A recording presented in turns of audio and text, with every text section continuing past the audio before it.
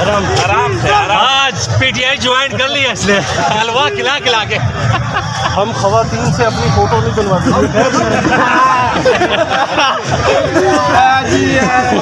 भाई। आप लॉन्ग मार्च में आए लेकिन अपनी पीटीआई ज्वाइन कर लिए।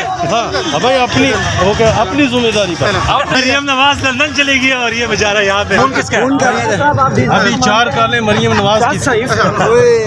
अच्छा, सरकारी का कोई फोन तो नहीं था।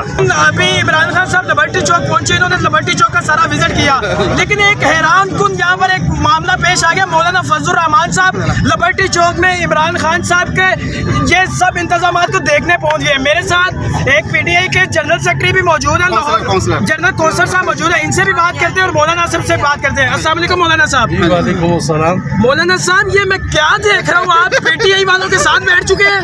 ये देखें, हम इनको इंसान समझते हैं, ये बेशक हमें नहीं समझते। हर जलसे में डीजल कहते हैं, हमने कभी बुरा नहीं माना। नहीं, मेरी बात सुने, आप पीटीआई वालों के साथ बैठ चुके हैं। अगर जरदारी साहब, नवाज शरीफ साहब, मरियम नवाज देख ले तो वो आपके बारे में क्या सोचेंगे, आपको नहीं पता? उनको पता है कि हम सस्ते में बिक जाते हैं। इन्होंने तोड़ा नहीं है, अंदर की बात बताता हूँ, इन्होंने हमें 10,000 रुपए दिए।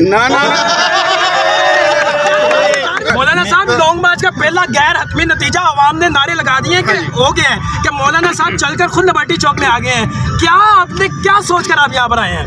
भाई मैंने तो पहले भी बताया, आपने पहले भी पूछा था, मैं अब भी बता रहा हूँ, आपका जज्बा देखने आया हूँ। आपका जज्बा ठुस है। आप कहते हैं कि यहाँ पर सारे पीटीआई वाले बैठे हुए हैं, आपको पता नहीं आधे से ज्यादा तो हमारी पार्टी के कारकुन। हम ऐसे इंतजामात पर लानत भेजते हैं, किसी ने पानी नहीं पूछे।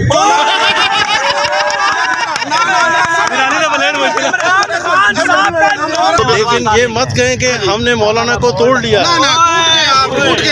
मौलाना तो खुद अंदर से टूट गया। हमें सदर का कह के हमारे साथ धोखा किया है।